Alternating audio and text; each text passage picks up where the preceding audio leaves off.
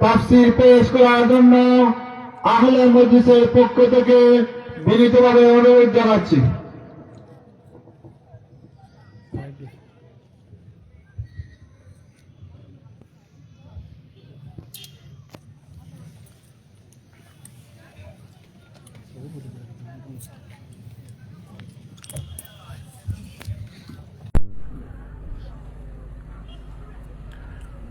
السلام عليكم ورحمة الله وبركاته.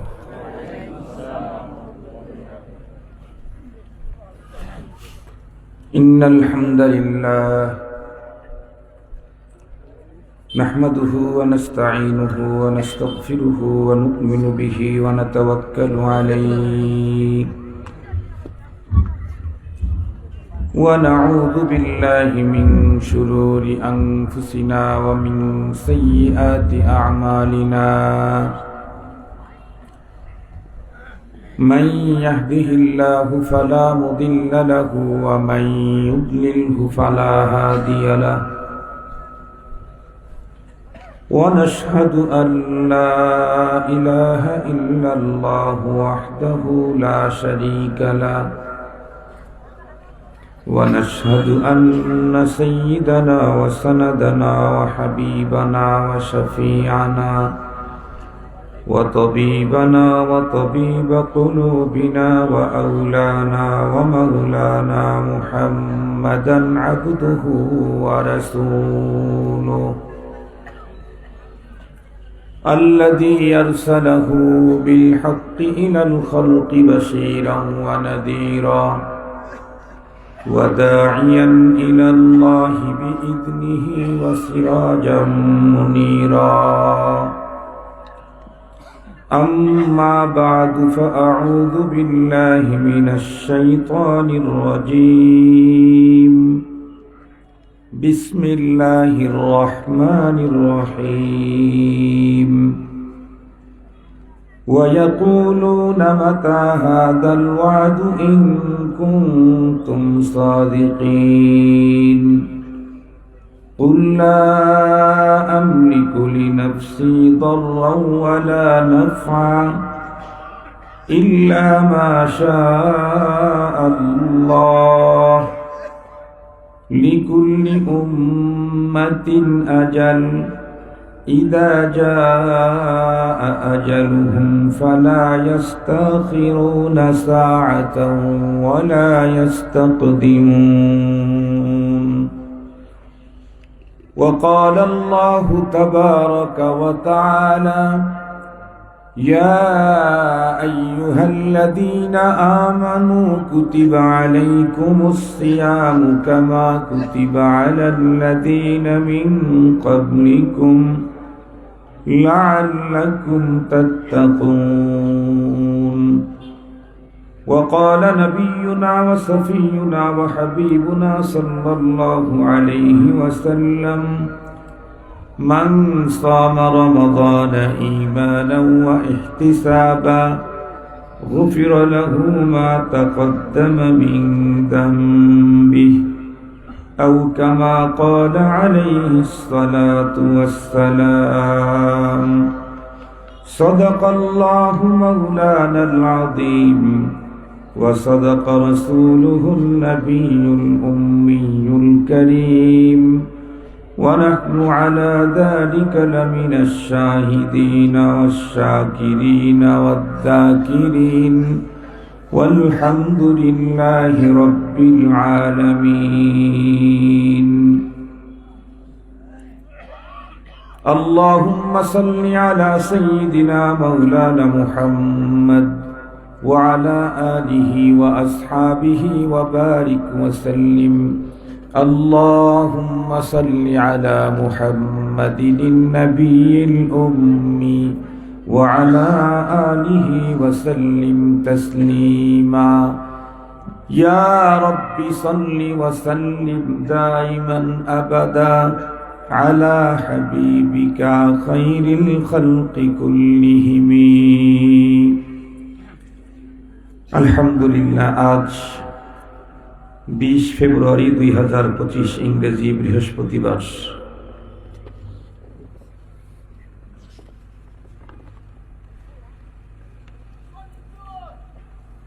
সিলেট বিয়ানীবাজার বৈরাগী বাজার ইত্তেহাদুল মুসলিমিন পরিষদের ইন্তেজামে আয়োজিত 2 দিনব্যাপী 21তম ঐতিহাসিক তাফসিরুল কোরআন মাহফিলের আজকে শেষ রজনী। এ অধিবেশনের সদরে ইজলাস, সম্মানিত সভাপতি মুআজ্জাজ হযরত বুজুর্গ উলামায়ে কেরাম, বিভিন্ন দ্বীনি মাদারিস থেকে আগত আজিজ তালাবা, বিভিন্ন অঞ্চল এবং দূরদরাজের এলাকা থেকে সমাগত সম্মানিত সুধী, সর্বপ্রথম মহান আল্লাহ পাকের দরবারে আলিশান লাখো কোটি শুকর যে রব্বে করিম বড় দয়া করে আমাদের হায়াতকে দীর্ঘায়িত করে আজকের এই মুহূর্ত পর্যন্ত সুস্থ সবল রেখে, দুনিয়ার শত ব্যস্ততাকে পিছনে ফেলে রেখে দ্বীনের নিসবতে কোরআনে পাকের মুহাব্বতে জান্নাতি আয়োজনে আহলুল্লাহদের মজলিসে দরসে কোরআন তথা তাফসিরুল কোরআনের বরকতপূর্ণ এই বৈঠকে মাহফিলে আমাদেরকে হাজিরির সৌভাগ্য দান করেছেন। সে মহান মহিয়ানের দরবারে আমরা প্রত্যেকেই শুকরগুজার হচ্ছি। জবান খুলে ভক্তি সহকারে মুহাব্বত নিয়ে দিল থেকে আবেগের সাথে উচ্চ কণ্ঠে সমস্বরে সকলেই পড়ে নেই আলহামদুলিল্লাহ। মুহতারাম হাজিরিন, আজকের অনুষ্ঠান কোন নামে এটা আমার আগে জানা ছিল না। আমাদের বাংলাদেশের দ্বীনি প্রোগ্রামগুলি নানা নামে হয়ে থাকে। আজকে এটা তাফসিরুল কোরআন মাহফিল নামে, কখনো কখনো সিরাতুন নবী নামে, কখনো শানে সাহাবা, শানে রিসালাত, কখনো ইসলামী সম্মেলন, কখনো আন্তর্জাতিক ইসলামী মহাসম্মেলন, নানা নামে হয়ে থাকে। ইন্তেজাম কখনো মাদ্রাসা কেন্দ্রিক, কখনো মসজিদ, কখনো ঈদগাহ মাঠ, কখনো যুব সমাজ কর্তৃক। আমরা চেষ্টা করি কর্তৃপক্ষ যদি আমাদেরকে কোনো সাবজেক্ট দিয়ে দেয় সেই সাবজেক্টের উপরে আলোকপাত করার জন্য। তবে যেহেতু আলোচনাটা দ্বীনের কোরআনের সঙ্গত কারণে আমার যতই মালুমাত থাক আমাকে অবশ্যই আগে জানাতে হবে। এর জন্য একটা জেহনি প্রিপারেশন অত্যন্ত গুরুত্বপূর্ণ। একজন ডাক্তার যদি প্রেসক্রিপশনে ভুল করে, বেশি থেকে বেশি একজন মানুষের স্বাস্থ্যতায় বিঘ্ন ঘটবে, না হয় সময় শেষ হয়ে গেলে মারা যাবে। কিন্তু একজন আলেম যদি দ্বীনি প্রেসক্রিপশনে ভুল করে, তাহলে একজন মানুষের ঈমান এবং আমল শেষ হয়ে যাবে। এ কারণে দ্বীনি আলোচনা আমাদের বড়রা আমাদেরকে শিখিয়েছেন, দ্বীনি কথা আলোচনা করতে গেলে তোমার অনেক জানা আছে, এরপরে নতুন করে আবার মোতালা করে যাবা, তাহলে কথার ভিতরে একটি স্পিরিট থাকবে। আমি জানি না আজকের মাহফিলটা কোন নামে। ঘোষণা করা হয়েছে সূরা ইউনূসের 48-49 নম্বর আয়াতে কারিমার তাফসীর করতে। এ কারণে আমি এই আয়াত দ্বয়কে প্রথমে তেলাওয়াত করেছি। হয়তোবা আপনাদের তাফসীরটা যদি ধারাবাহিক হয়ে থাকে, তাহলে একদম যদি আলোচনা না করি, আমার পরবর্তীতে যিনি আলোচনা করবেন একজনের দেখতেছি আয়াত নাম্বার সূরা নিসার আমার আব্দুর রাজ্জাক কাসেমী সাহেব, ও ওটা অন্য আয়াত। এরকম ধারাবাহিক তাফসীর না, এটা একজন এক এক বিষয়ের উপর এক একদিন আলোচনা করে, তাইলে তো কোনো ঝামেলাই নেই। ধারাবাহিক তাফসীর হইলে সেখানে ঝামেলা হয়। একজন মুফাসসির যদি সেই আয়াতগুলার তাফসীর না করে, তাহলে ওটা বাকি থেকে যায়, পরে আর এটা শুধরানো পরে কর্তৃপক্ষের জন্য কঠিন হয়। তো যেহেতু ঘোষণা হয়েছে, সঙ্গত কারণে কিঞ্চিত কথা তো বলবই আয়াত দুইটাকে সামনে নিয়ে। আমি অন্য একটা সাবজেক্টের উপরে মূল আলোচনাটা থাকবে আমার। ঘোষিত বিষয় 2 আয়াতের উপর 10 মিনিট কথা বললেই হয়ে যাবে ইনশাআল্লাহ। অত বেশি আলোচনা এখানে যে গুরুত্ব, মানে অনেক বেশি আলোচনা করতেই হবে এমনটি না। মুহতারাম হাজিরিন, আমি আজকে যেই সাবজেক্টটা নিয়ে আলোচনা করতে চাই, ইতিমধ্যে আপনারা আমার কোরআন তেলাওয়াত এবং হাদিসে পাকের পঠনে বুঝে ফেলেছেন। তেলাওয়াতকৃত আয়াতের কোনো শব্দ আপনাদের পরিচিত না হলেও সিয়াম শব্দটা খুব পরিচিত। কি বলেন? হাদিসে পাকের যে হাদিসটা পড়েছি মান সামা, এই হাদিসের সবগুলি শব্দ অপরিচিত হলেও সামা শব্দটা খুব বেশি পরিচিত। তার মানে আপনারা বুঝেছেন হুজুর মনে হয় সিয়াম নিয়ে আলোচনা করতে চায়। জি, আমি সিয়াম নিয়ে আলোচনা করতে চাই। কেন? খুব ভালো করে বুঝবেন। আমরা জানি, আল্লাহ শুকর, আমাদের দেশের অনেক মানুষ আল্লাহ যাদেরকে হজব্রত পালন করার সুযোগ দিয়েছেন, ইদানিংকালে পূর্বের তুলনায় এখন অনেক বেশি দেখা যাচ্ছে যারা হজব্রত পালনে ইচ্ছুক। বিলখুসুস যখন তারা নিবন্ধনটা কমপ্লিট করে, তখন থেকেই প্রতিটি হাজি, শিক্ষিত অশিক্ষিত, শহরের গ্রামের প্রত্যেকেই কমপক্ষে ছোট্ট হলেও একটা হজ গাইড বই কিনে নেয়।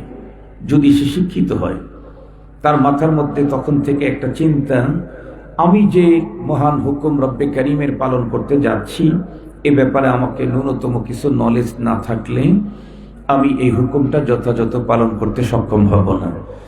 7-8 লাখ, 10 লাখ, 15 লাখ, 20 লাখ টাকা ব্যয় করে 40-45 দিনের লম্বা প্যাকেজ, সেখানে ঘর বাড়ি ছেড়ে অবস্থান করে শুধুই লা ইলমির কারণে, অজ্ঞতার কারণে যদি আমার এই ইবাদতটা নষ্ট হয়, তাহলে সেটা আমার জীবনের জন্য অনেক কষ্ট এবং ব্যর্থতা। এ কারণে আমাদের দেশের মানুষের ভিতরে এখন হজের বিষয়ক প্রশিক্ষণের খুব আগ্রহ দেখতে পাচ্ছি আমরা। কিন্তু আমার জিজ্ঞাসা হলো আপনাদের কাছে একটা, হজ তো টোটাল লাইফে একবার, হজ সারা জীবনে কয়বার? 4 উপরে হজ ফরজ হয়েছে, তার উপরে, সবার উপরে না। জীবনে একবার যেই ফরজটা আদায় করতে হয়, সেই ফরজটার যদি আদায় করার 6 মাস 9 মাস আগ থেকে প্রশিক্ষণ নিতে হয়, যেই ফরজটা কন্টিনিউ আদায় করতে হয় 5 বার, সেটার প্রশিক্ষণ কয়দিন নিয়েছি আমরা? তার নাম নামাজ, সালাত। হজ যদি প্রশিক্ষণ ছাড়া, অজ্ঞতার কারণে হজ যদি কমপ্লিট না হতে পারে, নামাজের প্রশিক্ষণ ছাড়া, অজ্ঞতার মাধ্যমে নামাজ কমপ্লিট কি করে হয়? হজ তো জীবনে একবার, নামাজ প্রতিদিন 5 বার। বলুন তো দেখি, আমরা কি নামাজের প্র্যাকটিক্যালি প্রশিক্ষণ নিয়েছি সবাই? না। নামাজের জরুরি মাসাইলের ব্যাপারে আমার কি নলেজ আছে? না। প্রশিক্ষণ ছাড়া যদি হজ না হয়, প্রশিক্ষণ ছাড়া নামাজ হওয়ার সম্ভাবনাও নেই।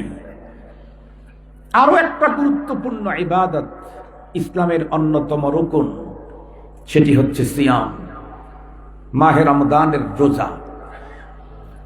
এই রোজারও তো প্রশিক্ষণ নেওয়া দরকার। এটাও তো হজ এবং নামাজের মতোই একটা রুকন, ইসলামের স্তম্ভ। এই কারণে রমাদানুল মুবারকের এই মাসটাকে যথাযথ কেউ যদি পালন করতে চায়, কমপক্ষে 4টা বিষয়ের উপরে তাকে নলেজ অর্জন করতে হবে। প্রত্যেকটি মুসলিম নারী আর পুরুষ 4টা বিষয় রমজান মাস আসার আগেই এবং রমজানের ভিতরে 4টা বিষয়ের উপরে আমাকে আপনাকে নলেজ দিতেই হবে। হজে যাওয়ার আগে প্রশিক্ষণ যেমন জরুরি, রোজা শুরু করার আগে এই জিনিসগুলা এবং রমজানের মাঝখানে গ্রহণ করাও তেমন জরুরি। 1 নাম্বার, রমাদান এ মাস, এ সম্পর্কে আমাকে জানতে হবে। 2 নাম্বার, সিয়াম, এ মাসের সবচেয়ে গুরুত্বপূর্ণ আমল, আহাদুম মিন আরাকিনিল ইসলাম, এটা সম্পর্কে আমাকে অবশ্যই নলেজ দিতে হবে। 3 নাম্বার, কিয়ামুল লাইল তথা তারাবি, এ সম্পর্কে আমাকে জানতে হবে। 4 নাম্বার, ইতিকাফ, এ মাসের আরো একটি গুরুত্বপূর্ণ, মর্যাদাপূর্ণ, ফজিলতপূর্ণ আমল, এ সম্পর্কে আমাকে নলেজ নিতে হবে। মুহতারাম হাজিরিন, এই 4টা সাবজেক্টের উপরে রমজানকে সামনে নিয়ে ইভেন রমজানের ভিতরেও আলোচনা হতেই হবে, জানতেই হবে, করতেই হবে, শুনতেই হবে। মুহতারাম হাজিরিন, আমি যেহেতু 1 ঘন্টা বয়ান করব, ঠিক 9টা বাজে আমি এখানে বসেছি, 10টা বাজবে ইনশাআল্লাহ আমার বয়ান শেষ। এ কারণে 4 সাবজেক্টের উপরে কথা বলার সুযোগ আমার নেই। তাছাড়া শেষের 10 মিনিট ঘোষিত আয়াত দ্বয়ের উপরে কিঞ্চিত আলোচনা করতে হবে। এ কারণে এখান থেকে একটা সাবজেক্ট আমি নিচ্ছি, যেটা সবচেয়ে আহাম, সেটি হলো সিয়াম। রমজান আসলেই 4টা আলোচনা জরুরি: রমাদান, সিয়াম, কিয়াম, ইতিকাফ। এই 4টাই জরুরি। এর ভিতরে আল আহাম ফাল আহাম, সবচাইতে বেশি গুরুত্ব হলো সিয়াম। আমি সিয়াম নিয়েই আপনাদের খেদমতে আলোচনা করতে চাই।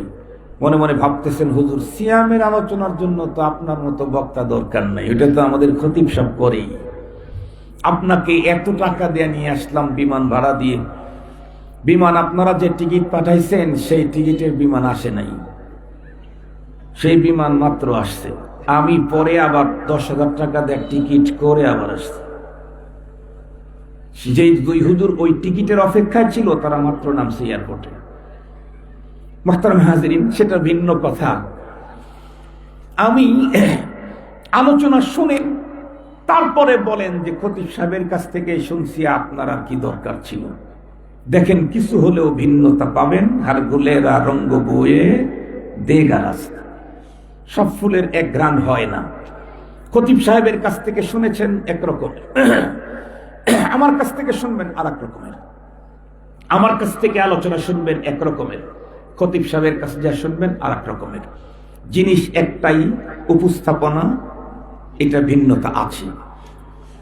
আমি একেবারেই শর্ট কথা বলব। প্রথম নাম্বার কথা হলো, হুজুর কোরআনে হাকিমে আল্লাহ পাক রোজা সম্পর্কে আমাদেরকে কি বললেন, যে আয়াত তেলাওয়াত করেছি, তরজমা সবার জানা।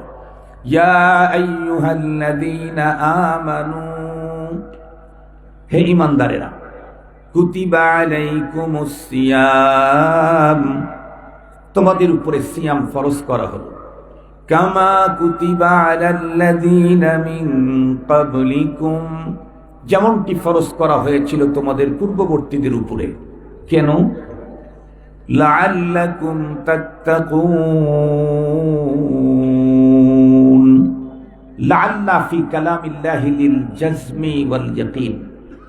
এমনে লাইতা লাআল্লা সন্দেহের অর্থ দেয়, কিন্তু আল্লাহর কালামে এই শব্দ দুইটা ব্যবহার হলে তখন নিশ্চিতের অর্থ দেয়। আল্লাহ পাক বলেন লাআল্লাকুম তাত্তাকুন, যাতে করে তোমরা আমার বন্ধু হয়ে যেতে পারো। আমি তর্জমাটা একটু আগায়া বলছি। আপনারা বলবেন, হুজুর লাআল্লাকুম তাত্তাকুন মানে কি? যাতে করে তোমরা আল্লাহর বন্ধু হতে পারো। জি, যাতে করে তোমরা আল্লাহর বন্ধু হতে পারো। তো কেমনে? আমরা কওমি মাদ্রাসা পড়েছি। কওমি মাদ্রাসায় মান্তিক পড়ানো হয়। মান্তিকের ভিতরে নতিজা বের করার পদ্ধতি শেখানো আছে। সগরা কোবরা মিলায়া হদ্দে আওসাদকে ফেলে দিলে নতিজা বের হয়। আমরা আল্লাহর কোরআনে তাকায়া দেখেছি, এই আয়াতে আল্লাহ বলেন রোজার দ্বারায় তুমি মুত্তাকি হতে পারবে। আর এক আয়াতে দেখেছি ইন আউলিয়াউহু ইল্লাল মুত্তাকুন, ইন ইল্লা দিয়া হাসর হয়। আল্লাহ পাক বলেন মুত্তাকিরাই তো আমার দোস্ত, মুত্তাকিরাই তো আমার দোস্ত। তাহলে এখন মিলান, রোজা দিয়া মুত্তাকি হওয়া যায়, মুত্তাকিরাই আল্লাহর দোস্ত হয়। এখানে হদ্দে আওসাত মুত্তাকি দুইবার উল্লেখ হয়েছে। এটাকে ফেলে দিলে কি হবে? নতিজা রোজার দ্বারায় আল্লাহর দোস্ত হওয়া যায়। কথা কি বুঝাইতে পারছি? আরো সহজ তর্জমা করি। আল্লাহ বলেন আমি তোমাদের উপরে সিয়াম ফরজ করেছি কেন? তোমরা আমার বান্দা, তোমাদেরকে রোজার মাধ্যমে আমার বন্ধু বানাবার জন্য। আমরা কার বান্দা? আল্লাহ আমাদেরকে কি বানাইতে চান? বন্ধু বানাইতে চান। বলুন তো দেখি, বান্দার চাইতে বন্ধুর মর্যাদা কম না বেশি? বেশি। মুহতারাম হাজিরিন, খুব ভালো করে বুঝবেন কথাটা। এখানে দুইটা জিনিস আমাদের অবশ্য জানতে হবে। এক নাম্বার হলো, হুজুর রোজার আমলটা তো একটু কষ্টসাধ্য। খুব বেশি বড় দিনে রোজা রাখতে গিয়ে দেখেছি কি কষ্টটা হয়। তীব্র শীতের কারণে, গরমের, প্রচন্ড গরমের কারণে দিল ফেটে যখন চৌচির হওয়ার উপক্রম, মানুষ তখন সইতে না পেরে গামছা অথবা টাওয়েল ভিজায় নিজের বুকের উপর দিয়ে রাখে। অনেকে তো একদম নার্ভাস হয়ে শুয়ে পড়ে, কোনো কাজই করতে পারে না। তার মানে অনেকটাই কষ্টসাধ্য। জিজ্ঞাসা হলো আল্লাহ পাকে কষ্টসাধ্য আমলটা আমাদেরকে কেন দিলেন? এক নাম্বার। দুই নাম্বার জিজ্ঞাসা হলো, আপনি তো বললেন আল্লাহ পাক সিয়াম আমাদেরকে দিয়েছেন বান্দাদেরকে বন্ধু বানাবার জন্য, তো তো জানতে চাই কত বছর রোজা রাখলে আল্লাহর বান্দা বন্ধু হতে পারে? মুহতারাম হাজিরিন, এই দুইটা প্রশ্নের উত্তর দেব, এরপরে আপনাদের ঘোষিত আয়াতের উপরে আলোচনা করব।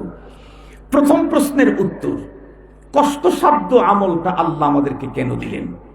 একেবারে শর্ট কথা হলো, এই পৃথিবীর মানুষের রুচি হলো এমন, যেই কষ্টের পরে পাওনা অনেক বড় হয়, এই জাতীয় কষ্টগুলি মানুষ সাদরে গ্রহণ করে, সানন্দে গ্রহণ করে এবং তা গ্রহণ করার জন্য প্রতিযোগিতা করে। সহজে বুঝবার জন্য একেবারে নরমাল একটা মিসাল দিই। আমরা এখানে যারা আছি এখন স্টেজ থেকে নিচ পর্যন্ত, আমরা প্রত্যেকেই মাতৃগর্ভে থেকে পৃথিবীতে এসেছি। কি বলেন? মায়ের পেট হয়েই তো আসছি। এবং আমার ধারণা এখানে আমরা যারা আছি অধিকাংশ হলো আমাদের আম্মার নর্মাল ডেলিভারিতে পৃথিবীতে আসছে। সিজারের বাচ্চা এখানে খুব কমই আছে। আমাদের কি সিজার হয়েছে নাকি? আমরা যখন জন্ম নিছি তখন সিজারের পদ্ধতিরই জন্ম হয়নি। আল্লাহ আমাদেরকে যখন পাঠাইছেন তখন সিজারের পদ্ধতি আবিষ্কার হয় নাই। তো আমরা সিজার ছাড়া, খুব ভালো করে বুঝবেন, ম্যাক্সিমাম নারীদের সিজারের প্রসব পেইন খুব বেশি জটিল হয়। প্রসব পেইনটা দর্দে সে এতটাই ভয়ঙ্কর, যেই ব্যথার কারণে রব্বে করিম নারীর জীবনের সকল গুনাহ ক্ষমা করে দেন। কি পরিমাণে কষ্ট! আমরা জীবনের হাজার অভিজ্ঞতা আছে। অনেক মা বাচ্চা জন্ম দিতে গিয়ে দুনিয়া থেকে বিদায় নিয়েছেন, আছে না নাই? নতুন না পুরাতন? স্বাভাবিক না অস্বাভাবিক? স্বাভাবিক, এটা হয়েই থাকে। অনেক মা বাচ্চা জন্ম দিতে গিয়ে সেন্সিয়ার হয়ে একদিন, 2 দিন, 5 ঘন্টা, 6 ঘন্টা পর্যন্ত নিথুর দেহ জমিনে পড়ে আছে, নাই তার কোনো হিস অনুভূতি। অনেক মাই তো বাচ্চা পেটে আসার সাথে সাথেই ক্ষুধামন্দা, প্রচন্ড বমি, কোনো খাবারের ঘ্রাণ সে নিতেই পারে না, কিচ্ছু খেতে পারে না। 1 ঢোক পান করলে 3 ঢোক বমি হয়ে যায়। একেবারে চূড়ান্ত নার্ভাস, এখন আর বাঁচেই না। তাকে হাসপাতালে নিয়ে চিকিৎসা করতে হয়, স্যালাইনের মাধ্যমে কিছুদিন তাকে ধরে রাখতে হয়। এত কষ্টের পরেও পৃথিবীর কোনো মা বলে নাই এত কষ্ট করে আমি বাচ্চা নিতে চাই না, বাচ্চাটা আউট করে দাও, আমি সুস্থ হয়ে যাই। এ আবেদন কেউ করে নাই। বরং উল্টা আবেদন আছে। কেমন? যেই মার বিবাহের পরে 5 বছর পর্যন্ত বাচ্চা হয় না, সে মা অনেকটাই পেরেশান থাকে। কেন আমার বাচ্চা হচ্ছে না, কেন সন্তান হচ্ছে না? 10 বছর পর্যন্ত যখন বাচ্চা হয় না, মা তখন প্রায় নিরাশ হয়ে যায়। যে যা বলে বাচ্চা পাওয়ার আশায় তাই করে। বৈধ অবৈধ, হালাল হারাম, এটাও অনেক সময় দেখে না। বলেছে আন্ডা দিলে, ডিম দিলে কাজ হবে, মুরগি দিলে কাজ হবে, ছাগল দিলে কাজ হবে, গরু দিলে কাজ হবে, মহিষ দিলে কাজ হবে, বৈধ জায়গায় দিলে হবে, অবৈধ বাবার দরবারে পাঠাইতে হবে। তাও পাঠায় শুধু একটা বাচ্চার আশায়। ঠিক বললাম? দেশে বিদেশে লক্ষ টাকা ব্যয় করে চিকিৎসা করে একটা বাচ্চার আশায়। অথচ এই বাচ্চা যখন জন্ম দিতে যাবে তখন মা মারা যাওয়ার সম্ভাবনাও আছে, কারণ অনেক মা মারা যায়। মা সেন্সিয়ার হওয়ার সম্ভাবনা আছে, এটা ইজি, অনেকেরই সেন্সিয়ার হয়। এরপরে এই বাচ্চা নেওয়ার জন্য মা আর বাবা এত উদ্গ্রীব কেন? কারণ হলো কষ্টের তুলনায় পাওনা অনেক গুণে বড়। কেমন? মা চিন্তা করে, আমি বাচ্চাকে গর্ভে ধারণ করলে 10 মাস পর্যন্ত আমাকে কষ্ট করতে হবে। এরপরে আল্লাহর দয়ায় যদি আল্লাহ কোনো চরিত্রবান আদর্শ কোনো বাচ্চা আমাকে পৃথিবীতে দেয়, যেই বাচ্চাটা হয় শেখে কৌরিয়ার মতো, যেই বাচ্চাটা হয় শেখ গহরপুরীর মতো, যেই বাচ্চাটা হয় মুহাম্মদুল্লাহ হাফিজির মতো, সেই বাচ্চাটা যদি হয় শেখুল হাদিস আল্লামা আজিজুল হক রহমতুল্লাহ আলাইহির মতো, সেই বাচ্চাটা যদি হয় বাতিলের অন্তরে কম্পন সৃষ্টিকারী মুফতি আমিনীর মতো, সেই বাচ্চাটা যদি হয় সৈয়দ ফজলুল করিম মরহুম চরমনাইয়ের পীর সাহেবের মতো, তাহলে আমার এক সন্তান দিয়েই আমার মুখ উজ্জ্বল হবে। প্রতিটি মা এটা ভাবে, আমি হব রত্নগর্ভা, আমার মর্যাদা তখন বাড়বে, মানুষের মুখে মুখে আমার প্রশংসা তখন তসবিহ পড়তে থাকবে, লক্ষ কোটি মানুষের দোয়া আমি পাবো। আরো কি, আরো ফিকির করে প্রতিটি মা বাবা। এখন যৌবন আছে, জীবন আছে, রক্ত আছে, বাহার আছে, একটা সময় তো বার্ধক্যতা এসেই যাবে নিশ্চিত। যদি বার্ধক্যজনিত কারণে আল্লাহ ইয়াজ বিল্লাহ 12 বছর 14 বছর যদি বেডে পড়ে থাকতে হয়, নিঃসন্তান হলে তখন আমাকে কে দেখবে? এই জন্য একটা সন্তান আমার চাই। আমার যৌবনে আমি আমার সন্তানকে জীবনের ঝুঁকি নিয়ে প্রসব করব, আর আমার বার্ধক্যতায় 14 বছর আমার সন্তান আমাকে বেডে খেদমত করবে। শরীয়তে অপশনও তাই দিয়েছে। বাবা মাকে বলেছেন তুমি তোমার সন্তানকে স্নেহ মায়া মমত্ব দিয়ে বড় করতে হবে, আর সন্তানদেরকে বলেছেন ইম্মা ইয়াবলুগান্না ইনদাকাল কিবার আহাদুহুমা আও কিলাহুমা ফালা তাকুল লাহুমা উফফিন ওয়ালা তানহারহুমা ওয়া কুল লাহুমা কাওলান কারীমা واخفض لهما جناح الذل من الرحمة وقل رب ارحمهما كما ربياني صغيرا। আল্লাহ পাক অপশন সেটিং করেছেন এভাবেই। আমার শৈশবে, আমার শিশুতে কিশোরে আমার বাবা আমাকে আদর করতে হবে, স্নেহ করতে হবে, মায়া দিতে হবে, আর বাবার বার্ধক্যতায় আমাকে দিতে হবে অনুপম চরিত্র। মুহতারাম হাজরিন, এ কারণেই মা চিন্তা করে আমার যদি একটু কষ্টও হয়, 10 মাসের কষ্টের বিনিময়ে আমার বার্ধক্যতায় 14 বছর বেডে শুয়ে থাকলে এ সন্তান আমাকে সেই দিন আমার এই ইহসানের প্রতিদান দিবে। আরো কি করবে? আমি যদি কমপ্লিটলি পরপরের পুঁজি না নিয়েই কবরে চলে যাই, সন্তান প্রতিদিন আমার অ্যাকাউন্টে সূরাতুল ফাতিহা ইখলাস পড়ে পড়ে নেকি পৌঁছাইতে থাকবে। আরো কি করবে? কমপক্ষে দৈনিক 5 বার রব্বির হামহুমা কামা রব্বায়ানি সগীরা। আল্লাহ না করুক আমি যদি আল্লাহর আদালতে গ্রেফতার হয়ে যাই, তাহলে আমার যোগ্য সন্তান কমপক্ষে প্রতিদিন 5 বার আমাকে আল্লাহর আদালতের জামিন মঞ্জুর করার জন্য কন্টিনিউ 5 বার জামিন ধরতে থাকবে।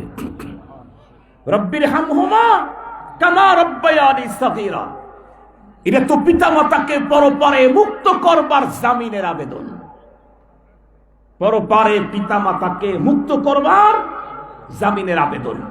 আর এই আবেদন কখনো আল্লাহ ফিরিয়ে দিতে পারেন না। কেন? আবেদনের লেখাগুলি পৃথিবীর কারণ রব্বুল আলামিনের নিজের। রব যেই পদ্ধতিতে জামিনের আবেদন করতে আমাকে শিখাইলেন, তার লেখা শব্দ দিয়েই যদি আমি জামিনের আবেদন করি, তাহলে রবের আদালতে এ আবেদন কখনো নাকচ হতে পারে না। মুসলমান ভাইরা আমার ভালো করে বুঝবেন, এতক্ষণ পর্যন্ত আলোচনা দিয়ে একটা কথা আপনাদের হৃদয়ঙ্গম করাইতে চেয়েছি, সেটি হলো পৃথিবীর মানুষের রুচি হলো এমন, কষ্ট যত বড়ই হোক এর বিনিময়ে পাওনাটা যদি অনেক বড় হয়, তাহলে এই জাতীয় কষ্ট মানুষ সানন্দে গ্রহণ করে, অস্বাচ্ছন্দ্য বোধ করে সেগুলি গ্রহণ করে। এই জাতীয় কষ্ট বন্ধুরা আমার মানুষ যখন করতে থাকে, তখন তার মনের ভিতরে ব্যথা আর দুঃখের কোনো লেশ পাওয়া যায় না। তখনও তার অন্তরের ভিতরে বন্ধুরা আমার এক উন্নত মানের আনন্দের এক ছায়া দেখা যায়। দুনিয়াতে একজন মা তার সন্তান তার বার্ধক্যতায় 14 বছর 20 বছর পর্যন্ত যদি ঘরে পড়ে থাকে, তাহলে সন্তান তার খেদমত করবে, এই লালসায় পরপারে সন্তান তার জন্য বন্ধুরা আমার অ্যাকাউন্টে নেকি পাঠাবে, সেই লালসায় পরপারে আল্লাহর আদালতে অ্যারেস্ট হয়ে গেলে সন্তান তার জন্য দৈনন্দিন জামিনের আবেদন করবে, সেই লালসায় যদি জীবন মরণের ভয়ঙ্কর এত বড় চ্যালেঞ্জটা যদি মা নিজে গ্রহণ করতে যদি স্বাচ্ছন্দ্য বোধ করে, তাহলে বলুন তো দেখি, রব্বে করিম রমজানের যেই দায়িত্ব কর্তব্য আমাদেরকে দিয়েছেন, যে সিস্টেম, এই সিস্টেমের এই কষ্টটুকুন বন্ধুরা আমার কোনো মানুষ যদি পালন করে, কষ্টটুকুন যদি বরণ করে স্বাচ্ছন্দ্যে, তাহলে এর বিনিময়ে রব্বে করিম যে পাওনার কথা কোরআনে হাকিমে বর্ণনা করেছেন, এই পাওনাটা তো বন্ধুরা আমার মায়ের সন্তানের চাইতে অনেক বড় পাওনা। মা দুনিয়াতে একজন আদর্শবান সন্তান পাওয়ার জন্য যদি তার নিজের জীবনের ঝুঁকিটাকে সানন্দে গ্রহণ করতে পারে, তাহলে আমরা মুসলমান আল্লাহ পাকের বন্ধুত্ব বরণ করার জন্য সিয়ামের এই পদ্ধতি কি আনন্দে গ্রহণ করা যায় না? মা মাত্র একটা সন্তানের জন্য জীবন মরণের চ্যালেঞ্জ, এই জাতীয় জিনিস তাও মা গ্রহণ করতেছে। অথচ মা কি বৃদ্ধ বয়স পর্যন্ত টিকবে? যৌবনেই তো মারা যেতে পারে। অথবা সন্তান কি তার দিনদার হবে? বদ্দিনও তো হতে পারে। সেই সন্তানের জন্য যদি জীবন মরণের চ্যালেঞ্জ নিতে পারে মা, অথচ রমজানের রোজার দ্বারায় নিশ্চিত আমি আল্লাহর বান্দা বন্ধু হবই হব। কারণ রব বলেছেন। কে বলেছেন? মোল্লার বক্তব্য না, এটা আল্লাহর বক্তব্য। বলেন কার বক্তব্য? মোল্লার না আল্লাহর? আল্লাহ পাক নিজেই বলেন, ওয়ামান আসদাকু মিনাল্লাহি হাদিসা, আল্লাহর চাইতে অধিক সত্য কথা পৃথিবীর আর কার হতে পারে? সেই রব্বে করিমের বন্ধুত্ব অর্জন হবে যে ইবাদতের মাধ্যমে। সেই ইবাদতটা ওই পরিমাণের কষ্টসাধ্য না। বলুন তো দেখি, সেই ইবাদত আমরা সাদরে গ্রহণ করতে পারি কিনা? এ কারণেই রব্বে করিম কষ্টসাধ্য আমল সিয়ামের এই পদ্ধতি আমাদেরকে দিয়েছেন। এই পদ্ধতিতে কষ্টের তুলনায় পাওনা অনেক গুণে বড়। কষ্টের তুলনায় পাওনা অনেক গুণে বড়। এই পাওনা দুনিয়াতেও আছে, আখেরাতে ভি আছে। আখেরাতেরটাই এখন বললাম, দুনিয়ার পাওনার কথা বলার সুযোগ আমার হবে না, ওইটা বলছি না। এখন প্রশ্ন আপনাদের, হুজুর আমি তো বুঝছি আলহামদুলিল্লাহ আপনার কথায় সিয়ামের দ্বারায় আল্লাহর বান্দা আল্লাহর বন্ধু হয়ে যায়, কিন্তু জিজ্ঞাসা হলো হুজুর, কয় বছর পর্যন্ত রোজা রাখলে আল্লাহর বান্দা আল্লাহর বন্ধু হয়? এটা একটু বলেন। আর আমরা দোয়া করি ওই কয় বছর যেন আল্লাহ আমাদেরকে বাঁচায় রাখে। কেন? আমরা আল্লাহর বন্ধু হয়ে দুনিয়া থেকে যেতে চাই। কি বলেন? আমরা আল্লাহর ওলি হতে চাই না? আমরা আল্লাহর দোস্ত হতে চাই না? আল্লাহর ওলি যারা হয়, কষ্টে অর্জিত সম্পদ কারি কারি তাদের কাছে দেই আল্লাহর ওলির সাথে সম্পর্ক করার জন্য। সেখানে যদি নিজেই ওলি হয়ে যেতে পারি, তাহলে তো কোনো কথাই নাই। কথা বলেন না কেন ভাই? আমি যদি ওলি হয়ে যেতে পারি, তাহলে তো কোনো কথাই নাই। তাহলে এখন জানতে ইচ্ছে করে, হুজুর কয় বছরের রোজা লাগবে আল্লাহর বান্দা আল্লাহর বন্ধু হতে? এমন প্রশ্ন করলে আমি বলবো কয় বছর না, জীবনে একটা রমজান একজন মানুষের সমস্ত গুনাহ মাপ নিয়ে আল্লাহর বন্ধু হওয়ার জন্য যথেষ্ট। কয়টা রমজান? এ কারণেই রাসূল করিম সাল্লাল্লাহু আলাইহি ওয়াসাল্লাম বলেছেন, রাহিমা আনফু রাজুলিন দাখালা আলাইহি রমাদান সুম্মা সালাখা আনহু ক্বাবলা আন ইউগফারা লা। যেহেতু এক রমজানেই বান্দা তার জীবনের 100 বছরের গুনাহ মাপ নিয়ে আল্লাহর বন্ধু হওয়ার সুযোগ আছে। এত বড় সুযোগ হাতে পাওয়ার পরেও যেই মানুষটার জীবনের গুনাহ মাপ নিতে পারল না, রমজান চলে গেল, নবীজি বলেন ও ধ্বংস হোক, ও নিপাত যাক। কেন? 100 বছরের অপরাধী মুমিন মাত্র 1 মাসেই জীবনের সব গুনাহ মাপ নেওয়ার সুবর্ণ সুযোগ ছিল। শুধু গুনাহ মাপ না, আল্লাহ পাকের বন্ধুত্বের চেয়ার দখল করা। এখন কথা হলো, হুজুর ঠিক আছে মেনে নিলাম, জেনে নিলাম, কিন্তু আপনার কথার সাথে আমাদের জীবনের কারো বাস্তবতার মিল নাই। কেমনে? আপনি বললেন 1 মাসের রমজানের রোজা দিয়েই আল্লাহর বন্ধু হওয়া যায়। আমরা তো আল্লাহর মেহেরবানিতে 30-40 বছর হয়ে রোজা রাখি, একটা রোজাও জীবনে নষ্ট হয় নাই। 40 বছরের রোজা দিয়েও তো বন্ধ হইতে পারলাম না। আপনার কথার সাথে বাস্তবতার মিল নেই। মিল করব কোথায়, কেমনে? এটা বলার জন্যই তো আমি আপনাদের বর্ণিত ঘোষিত সাবজেক্টের চাইতে এটাকে বেশি আমি প্রয়োজন মনে করছি। এই কারণেই তো এটা বলতেছি। শুনেন, বিষয়টাকে একটা মিসাল দিয়ে বললে আপনাদের জন্য বোঝা সহজ হবে। আমাদের আজকের মাহফিলের স্প্যান্ডেল ধরেন, এটা একটা জামে মসজিদ। এই মসজিদটাকে গরমের সময় শীতল করতে, ঠান্ডা করতে ধরে নেন 50 টন এসি হলেই হয়ে যাবে। কথার কথা, সেখানে 100 টন এসি লাগায় দেওয়া হবে, 100 টন। কিন্তু সমস্যা হলো কি, এই মসজিদে ঢোকার জন্য দরজা হলো 10টা, উত্তর দক্ষিণ ওয়ালের ভিতরে জানালা আছে 30টা, 15টা করে। সবগুলি দরজা জানালা বন্ধ করে 50 টন এসি যদি মিডিয়ামলি চালায় দেয়, কোল্ড মিডিয়াম, তাহলে দেখবেন সালাতুত তারাবি পড়তে গেলে 20-10 রাকাত হতে না হতেই যাদের শরীর দুর্বল, লো প্রেশার আছে, তাদের শীতের কারণে শরীর কাঁপাকাঁপি শুরু হবে, একটা পর্যায়ে দাঁতে দাঁতে ভারী লাগবে। সালাম ফিরায় এই সবচাইতে দুর্বল লোকটাই বড় চেপা দিবে, বলবে এই মুয়াজ্জিন খাদেম, হয়তো এসি বন্ধ করো, নইলে কম্বলের ব্যবস্থা করো। পড়ে গেলাম কিন্তু শীতের তীব্রতার কারণে। কিন্তু জিজ্ঞেস করতে চাই, এসি 50টার পরিবর্তে 100 টনই যদি চালান, মিডিয়াম কোল্ডের পরিবর্তে যদি হাই কোল্ড চালায় দেন, কিন্তু দরজা 10টা, জানালা 30টা, সবগুলি খোলা রাখেন, এখন আর 10 টাকা পড়তে কি পরিমাণে কম্বলের দরকার হবে? আপনারা আমার কথা বুঝেন নেই। যদি বুঝে থাকেন উত্তর দেন না কেন? কি পরিমাণে ঠান্ডা হবে, কম্বলের দরকার হবে? জোরে বলেন। ঠান্ডা হবে কি কিছু? না, ভুল বলছেন, কিছু ঠান্ডা হবে। কেন? 100টা এসি থেকে ঠান্ডা বাতাস বের হচ্ছে, যেই পরিমাণে ঠান্ডা হওয়ার কথা সেই পরিমাণে হবে না। কেন? ঠান্ডা ঠিকই বেরোচ্ছে, কিন্তু ঠান্ডা সংরক্ষণের ব্যবস্থা নাই। মুসলমান ভাইরা রে আমার, ভালো করে বুঝবেন, আল্লাহর কোরআনে আল্লাহ বলেন, ইয়া আইয়ুহাল্লাযীনা আমানু কুতিবা আলাইকুমুস সিয়ামু কামা কুতিবা আলাল্লাযীনা মিন ক্বাবলিকুম লাআল্লাকুম তাত্তাকুন। ও ঈমানদার, আমি তোমাদের উপরে সিয়াম সাধনা ফরজ করলাম, যেমনটি ফরজ করেছিলাম তোমাদের পূর্ববর্তীদের উপরে। কেন?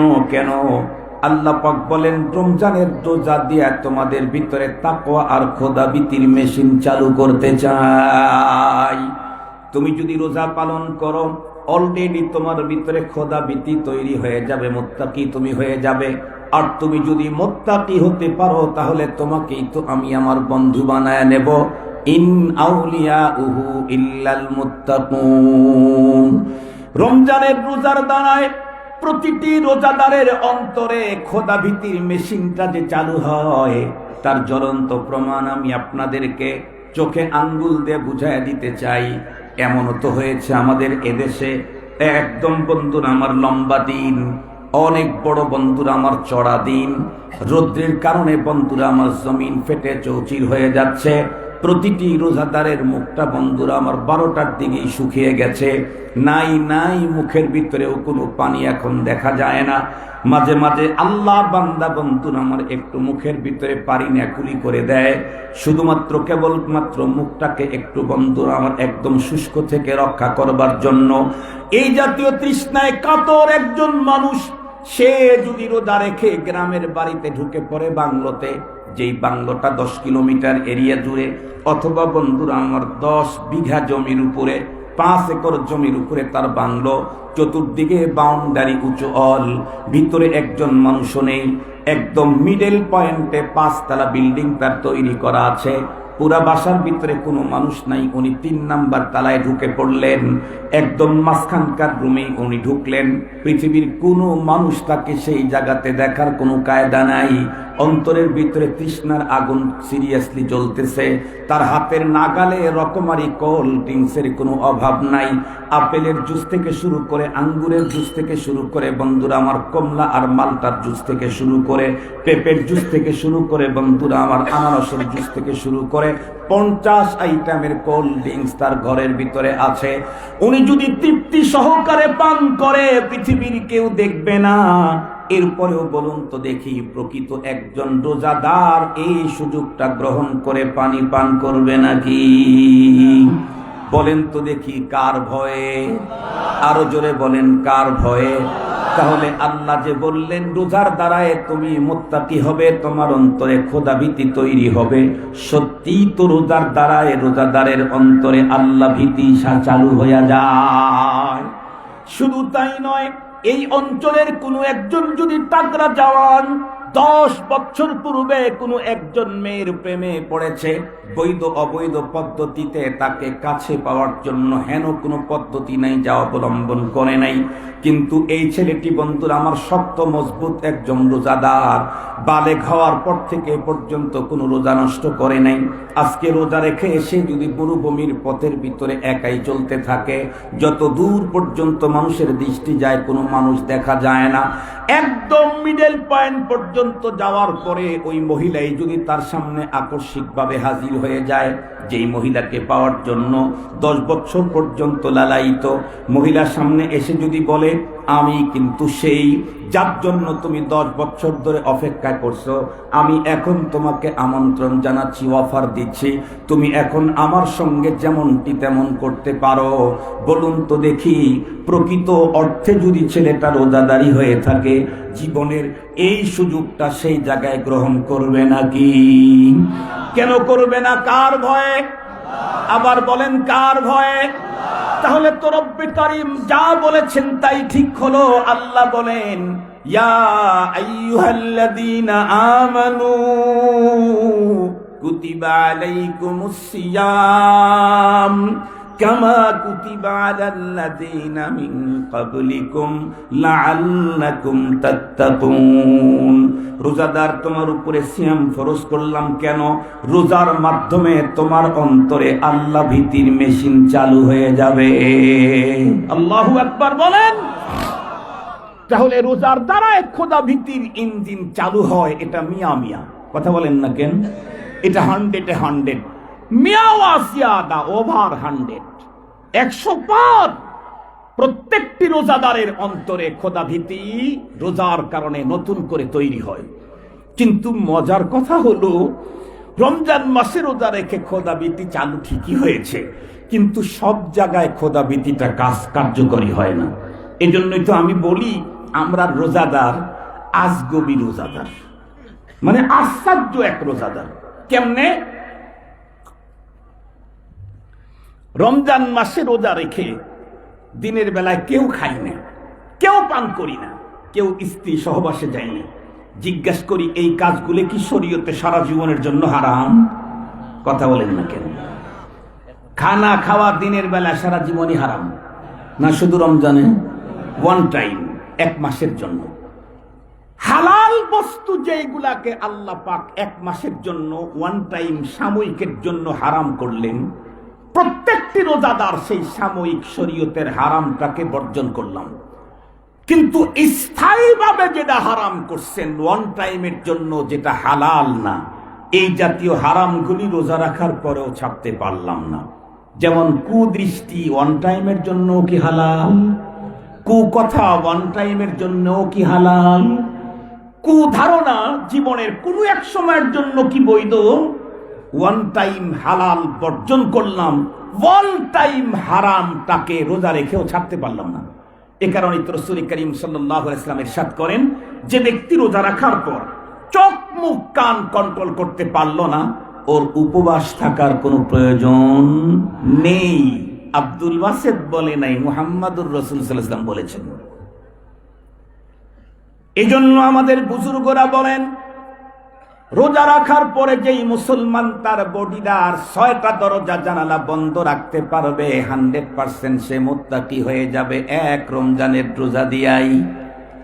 আর যদি বডির দরজা জানালা খোলা রাখে, 50 টন এসির পরিবর্তে 100 টন চালায় যেমন কাঙ্ক্ষিত মানের ঠান্ডা হয় নাই, 1 রমজানের পরিবর্তে 1000 বছরের রমজান দিয়েও এই আল্লাহর বান্দা আল্লাহর বন্ধু হতে পারবে না।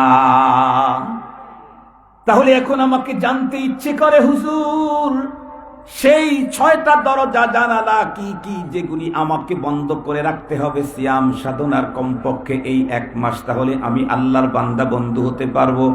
একেবারে শর্ট করে বলি, নাম্বার 1 জবান কন্ট্রোল।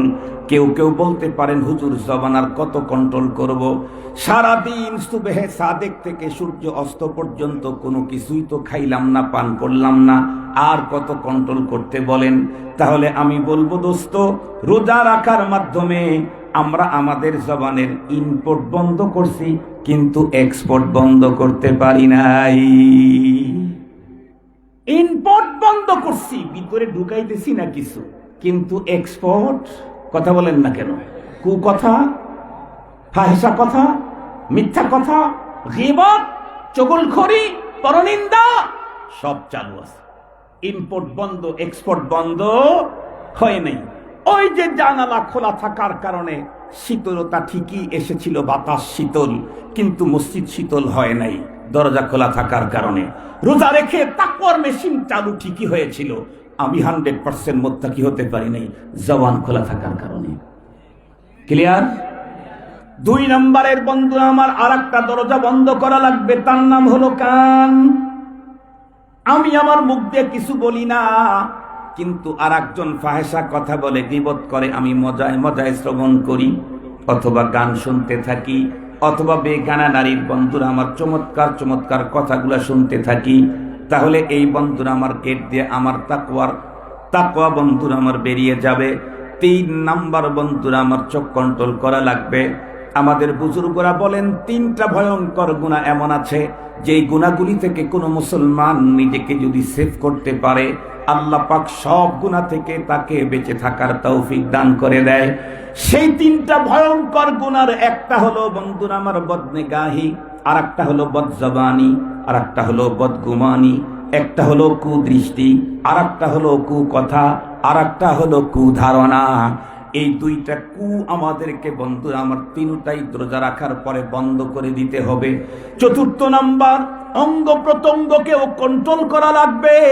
আমার কোনো অঙ্গ দিয়া শরীয়তের খেলাফ কোনো কাজ যেন বন্ধুরা আমার বিল খুসুস রমজান মাসে প্রকাশ না পায়। 5 নাম্বার, এত কিছু করার পরেও সাহারি আর ইফতারে খেতে হবে 100% হালাল খাবার। হালাল খাবার খেতে যদি এমনটি হয় আমি উন্নত কোনো আইটেম ব্যবস্থা করতে পারি নাই, পানি ভাত আর পান্তা ভাত খেতে হয় আমাকে সাহারি আর ইফতারে, আমি বন্ধুরা আমার আল্লাহর নামের কসম করে বলে গ্যারান্টি দিতে পারি, কোনো ব্যক্তি যদি হালাল খেতে গিয়ে 30টা দিন রোজা রাখতে শুধুই পান্তা ভাত খেয়ে সাহারি আর ইফতার করেছে, তবুও হারামে টাচ করে নাই, এই পান্তা দিয়ে সাহারি ইফতার করা লোকটাও 1 মাস পরে আল্লাহর বন্ধু হতে পারবে। পক্ষান্তরে সাহারিতে 25 আইটেম, ইফতারে 60 আইটেম খেয়েছে, কিন্তু হালাল না হারাম। মনে রাখবেন, হারাম খোর কখনো আল্লাহর বন্ধু হওয়ার সুযোগ নাই। হারাম খোর হারাম খাবে আবার আল্লাহর বন্ধুত্ব বরণ করবে, এটা হয় না। এটা দুনিয়াদার রাজা বাদশাদের ওখানে হতে পারে। প্রধানমন্ত্রীর বাড়ির বাবুর্চি নাকি নরমাল কি, সেও 400 কোটি শুনলাম, পরে শুনলাম 700 কোটি। শুনছেন না আপনারা? শুনছেন নাকি? চোরটা কি মানে, চোরটা কি মানে, এমন নির্লজ্জ চোর। তারা আবার কথা বলতো কত বড় বড় আলেমদের বিরুদ্ধে। আমাদের বাংলাদেশে একটা কথা আছে, সিলেটে আছে কিনা জানি না, সিরাজগঞ্জে আছে, চোরের মায়ের বড় গলা। চোরের মায়ের বড় গলা। আল্লাহ তাআলা হেফাজত করুক। 6 নাম্বার, হালাল খেয়েছি সাহারি আর ইফতারে। 6 নাম্বার হলো, এত কিছু করার পরেও হালাল খাবারও যদি হয়, ওয়াইন কানা হালালান তাইয়্যিবা, হালাল তো হালাল আবার তাইয়্যিব যদি হয়, তারপরেও উদর ভরে খাওয়া যাবে না, রোজার রুহানিয়ত নষ্ট হয়। রোজা ফরজ করবার জন্য আল্লাহ পাকের অনেক টার্গেট আছে, তার মধ্যে একটা হলো লাআল্লাকুম তাত্তাকুন, এটা মেজর টার্গেট। এছাড়া আরো টার্গেট আছে, তার মধ্যে একটা হলো বিত্তবান অভুক্ত মানুষের উপবাস থাকার দুঃখ বেদনা কিছু হলেও বুঝতে পারা। যাতে করে তারা ওয়াফি আমওয়ালিহিম হাক্কুল লিসাইলি ওয়াল মাহরুম, এই আয়াতের উপরে আমল করবার তৌফিক তাদের হয়ে যায়। মুহতারাম হাজরিন, লম্বা কথা, এই 6 শর্ত মেনে সিয়াম পালন করলে 1 মাসেই আল্লাহর বান্দা থেকে আমি বন্ধু হতে পারবো। চেষ্টা করবো তো ইনশাআল্লাহ, সামনে আসো, করবো তো ইনশাআল্লাহ। 70 বছর বয়স, সারা বয়সের গুনাহ, জীবনের গুনাহ মাফ হবে এক রমজানেই। শুধু একটু টাইট থাকতে হবে। আল্লাহ তৌফিক দান করুন। এখন আপনাদের ঘোষিত আয়াতের উপরে কিছু কথা বলি, তাইলে খালাস, আমার জিম্মাদারি। কেলাহুমা, কোরআন শরীফের এই আয়াত সূরা ইউনুস 48 নম্বর আয়াতে আল্লাহ তাআলা বলেন, ওয়ায়াকুলুনা মাতা হাদাল ওয়াদু ইন কুনতুম সাদিকিন। অর্থাৎ মক্কার কাফেরগণ মুসলমানদের সাথে উপহাস করার জন্য বলতো, এই তোমরা না বলো আমরা তাওহীদ না মানলে, একত্ববাদ না মানলে, শিরিক না ছাড়লে এই আযাব ওই আযাব, এই গজব আসবে। কই গজব কই? এরা বলতো। সেম এই জাতীয় কথা বিগত সরকারের প্রশাসনের কিছু লোকেরা বলেছে। আপনারা শুনলে অবাক হবেন, বিগত ক্রাইসিস পিরিয়ড গেছে। আজকে মাওলানা সাখাওয়াত হোসেন রাজি সহ আরো মামুনুল হক সহ যারা ভিতরে ছিলেন তারা তো ভিতরে ছিলেন। আমরা বিশেষ করে 2 জন বাইরে ছিলাম ওই সিরিয়ালের। সেটা হলো আব্দুল বাসিত খান হাসান জামিল। বিগত গভর্নমেন্ট সবচাইতে বেশি রাগান্বিত ছিলেন যে 2-3টা সংগঠনের উপরে, তার মধ্যে একটা রাবেতাতুল ওয়াইজিন বাংলাদেশ। রাবেতার ব্যাপারে সরকারকে মিসগাইড করা হয়েছিল। আমাকে যখন যেতে হলো বিভিন্ন জায়গাতে বের হওয়ার সময়, আমি একটা কথা বললাম, যেই রাবেতার অফিস নাই, যে রাবেতার কোনো খাতা নাই, যেই রাবেতার নামে সরকারি কোনো নিবন্ধন নাই, যে রাবেতার একটা কার্ড নাই, প্যাড নাই, এই মূলহীন জড়হীন রাবেতা গভর্নমেন্টকে চেঞ্জ করে দিবেন, এটা বললো আর আপনারা বিশ্বাস করলেন? অনেক কথা। মূলত রাবেতা কোনো গভর্নমেন্ট চেঞ্জ করার জন্য হয়েছিল না। রাবেতা হয়েছিল হলো আওয়াজ। এটা হলো পয়গম্বরগণের একটা গুরুত্বপূর্ণ সুন্নাত। সমস্ত নবীগণ দাওয়াতের কাজ করতে ওয়াজ করেছেন এবং আল্লাহ পাকের ওয়াদা আছে, উদউ ইলা সাবিলি রাব্বিকা বিল হিকমাতি ওয়াল মাউইদাতিল হাসানা। এটা আল্লাহ পাকের ওয়াদা। পয়গম্বর বিদায় হজে দায়িত্ব দিয়ে গেছেন, ফালইউবাল্লিগিশ শাহিদুল গায়বা রুব্বা সামিইন আও আমিম মুবাল্লিগ। পয়গম্বর আর কোরআন শরীফে হাদিস শরীফে বহুত আছে, কিন্তু আমরা দেখছি বর্তমান সময়ে অনেক ওয়াইজিন খুতাবা বক্তৃতার মঞ্চে উঠে না শব্দ ঠিক রাখতে পারেন, না বাচন ভঙ্গি সুন্দর থাকে দাঈদের, বরং ভেজাল করার কারণে এক শ্রেণীর মানুষের অন্তরে বক্তাদের প্রতি একটু অনীহা ঘৃণা তৈরি হচ্ছিল। এটা পুরা জাতির জন্য ভয়ঙ্কর অশনি সংকেত। কিয়ামত পর্যন্ত তো আর নবী আসবে না, মানুষ দ্বীন গ্রহণ করবে নায়েবে নবী আলেমদের কাছ থেকে। সেই আলেমদের প্রতি যদি ঘৃণা তৈরি হয়, তার মানে ভবিষ্যৎ প্রজন্ম গোমরাহি নিশ্চিত। এখান থেকে পুরা জাতিকে মুক্ত করবার জন্য রাবেতাতুল ওয়াইজিনের মাধ্যমে এদেশের চিন্তাশীল, দক্ষ, বিজ্ঞ, বিদগ্ধ, বিচক্ষণ, মুত্তাকি, আল্লাহওয়ালা হযরত উলামায়ে কেরামদের কাছ থেকে প্রশিক্ষণ নিয়ে প্রকৃত দাওয়াত ইলাল্লাহর যোগ্য করে গড়ে তোলাই ছিল রাবেতাতুল ওয়াইজিনের টার্গেট। আল্লাহ পাক এই টার্গেটে আমাদেরকে আগামীতে অগ্রসর হওয়ার তৌফিক দান করুন। আবারও শুরু করেছি। ওরা তখন বলতো কি তা জানেন? আমাদের কাছে খবর পাঠায় দিত, এই হুজুরদেরকে তোমরা বইলো কি। আমার কাছে এসে বলতো কিছু মানুষ, হুজুর ওরা বলে কি কি বলে, হুজুররাও বুজুর্গ না, আমরাও জালেম না, নাইলে হুজুরদেরকে রিমান্ডের এই যে দেওয়া দিলাম আঘাত, এরপরেও তো কোনো আযাব গজব আমাদেরকে ধরলো না, তাহলে বোঝা গেল হুজুররাও বুজুর্গ না, আমরাও জালেম না। এই কথাগুলাই তো ইয়াকুলুন ওই 1400 বছর আগের মক্কার কাফের মুশরিকদের কথার সাথে সেম মিল। ওরা বলে মাতা হাযাল ওয়াদ, কই তোমাদের সেই ওয়াদা? রব না মানলে, তাওহীদ না মানলে এই হবে সেই হবে, কই কিছুই তো হয় না। এই কথাগুলো এখনো উচ্চারিত হয় দেশে। আমি পরবর্তীতে যখন ৩৬শে জুলাই যখন ঘটে গেল, ৩৫-৪০ জুলাইয়ে গিয়া কি বলে ৪০-৪৫ জুলাই তারিখে গিয়া যারা আমাকে কথা বলতো, আমি তাদেরকে বলতাম এখন গিয়া বলো যে মাতা হাযাল ওয়াদ। এখন ওদেরকে বলো যে হুজুররা বুজুর্গ কিনা, তোমরা জালিম কিনা, এখন জিজ্ঞাসা করো। ওরা তখন আমাদের কাছে খবর পাঠাইছে কি তা জানেন? মুহূর্তেই চেঞ্জ করছে চেহারা, বলে হুজুরদেরকে একটু দোয়া করতে বলো, আমরা কিন্তু হুজুরদেরকে অনেক সহযোগিতা করেছি। মাশাআল্লাহ, একটু দোয়া করতে বলো। কি দোয়া? চাকরি যায় যাক, মামলা যেন না হয়। কি বলে? চাকরি যায় যাক, মামলা যেন না হয়। এই ওয়ায়াকুলুনা মাতা হাযাল ওয়াদ, হেই তাওহীদ না মানলে এই হবে সেই হবে। কই বলুন তো দেখি, এগুলি আনবার কোনো ক্ষমতা কি আমাদের আছে? আমাদের হাতে যদি তাৎক্ষণিক অ্যাকশন নেওয়ার ক্ষমতা থাকতো, তাহলে আল্লাহর দুনিয়া বিরান হয়ে যেত এতদিন। কথা বলেন না কেন? তাহলে আল্লাহর দুনিয়া এতদিন বিরান হয়ে যেত। ক্ষমতা নাই তাই যে দাপট দেখায়। আর যদি আনবার পাওয়ার থাকতো, তাহলে তো দুনিয়া সব মাইরা মেচাকার করে ফালায় দিতাম আমরা। আমাদের হাতে নাই। তো তখন আল্লাহ পাক রব্বুল আলামিন তাদের ব্যাপারে এটা যা বলে দিচ্ছেন, কি বলতে হবে? কুল লা আমলিকু লিনাফসি দাররান ওয়ালা নাফআ ইল্লা মা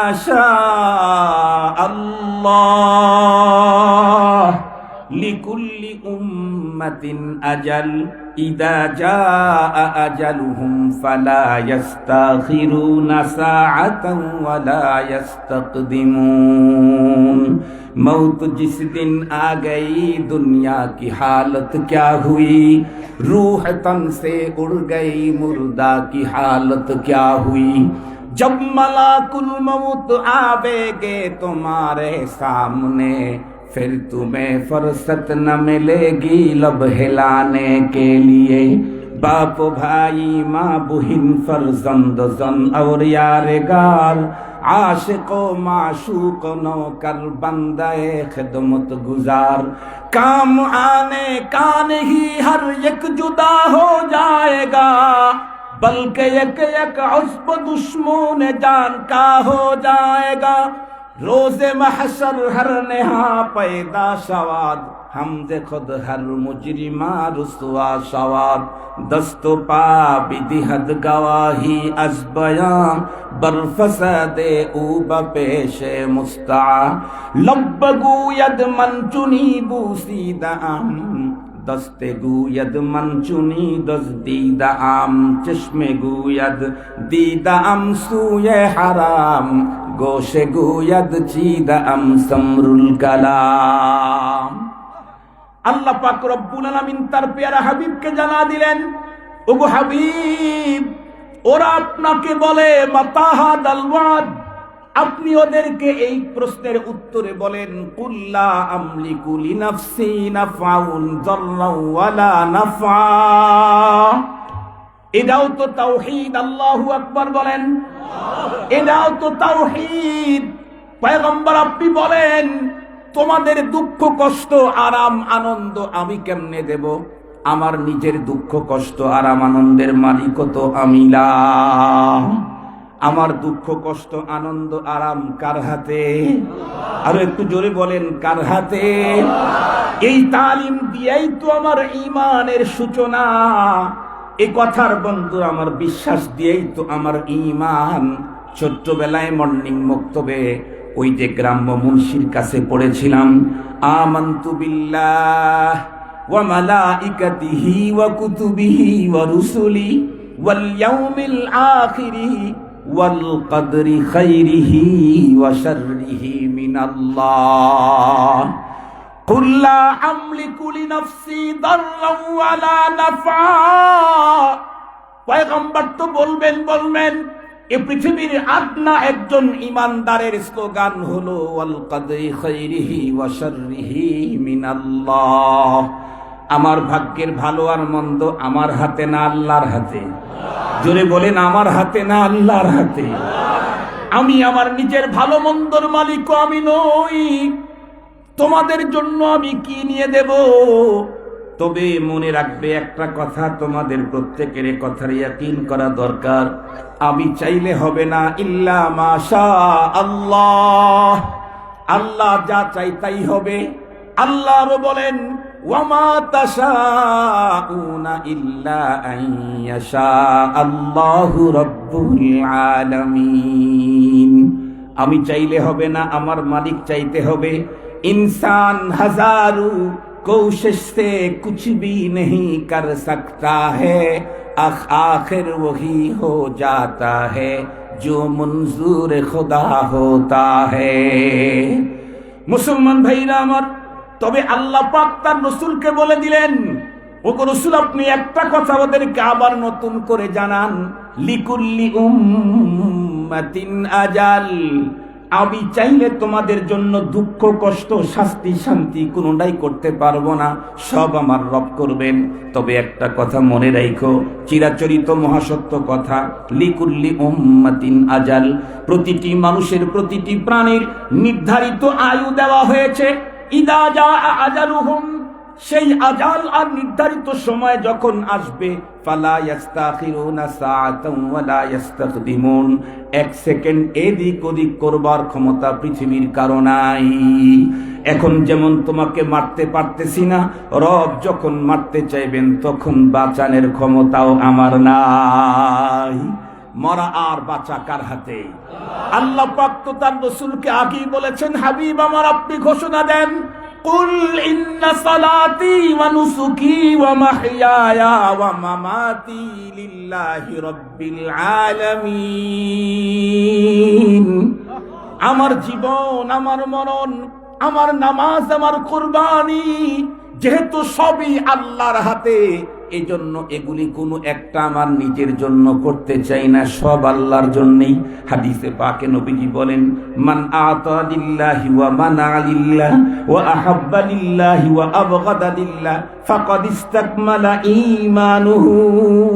পৃথিবীর কোনো একজন মানুষের স্বভাব যদি এমন হয়, কাউকে কিছু দেয় আল্লাহর জন্য, না দেয় দেওয়া থেকে বিরত থাকে আল্লাহর জন্য, কাউরে মোহাব্বত করে আল্লাহর জন্য, কারোর সাথে শত্রুতা রাখে সেও আল্লাহর জন্য, আল্লাহর পয়গম্বর বলেন তার ঈমান পরিপূর্ণ হয়ে গেছে।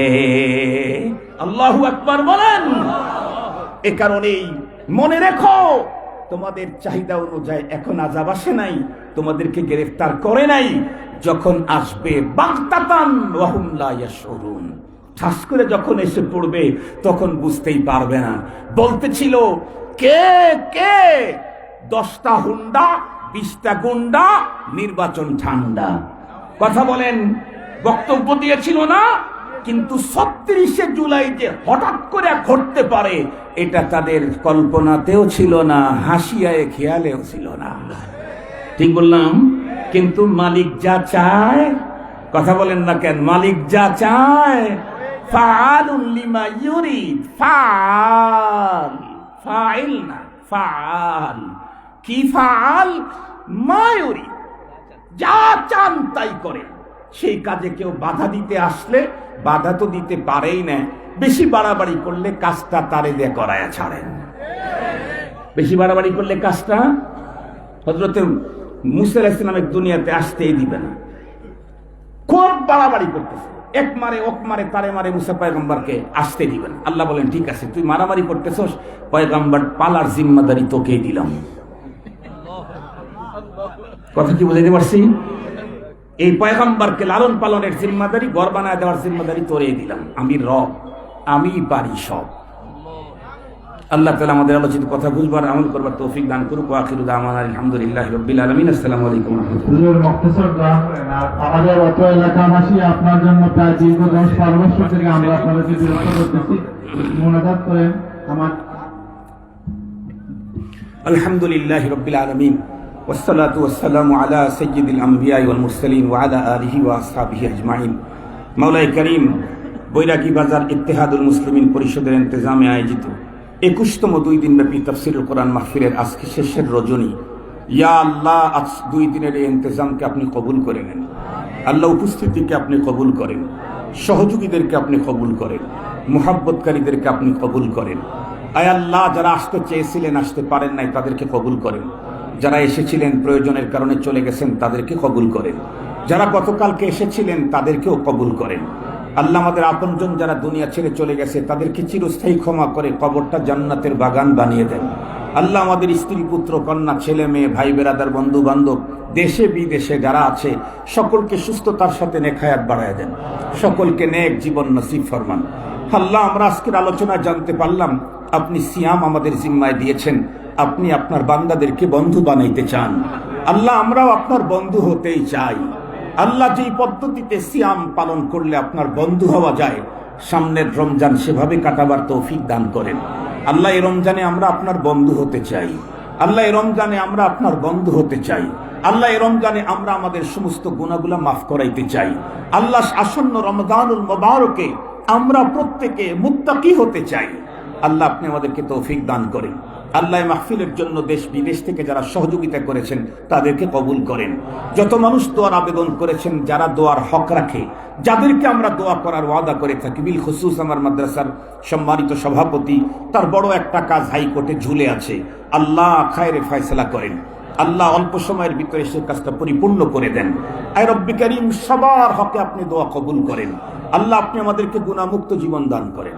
আল্লাহ আপনি আমাদেরকে পেরেশানি মুক্ত জীবন দান করেন। আল্লাহ আপনি আমাদেরকে ইজ্জতের জীবন দান করেন। আল্লাহ আপনি আমাদেরকে আসানের জীবন দান করেন।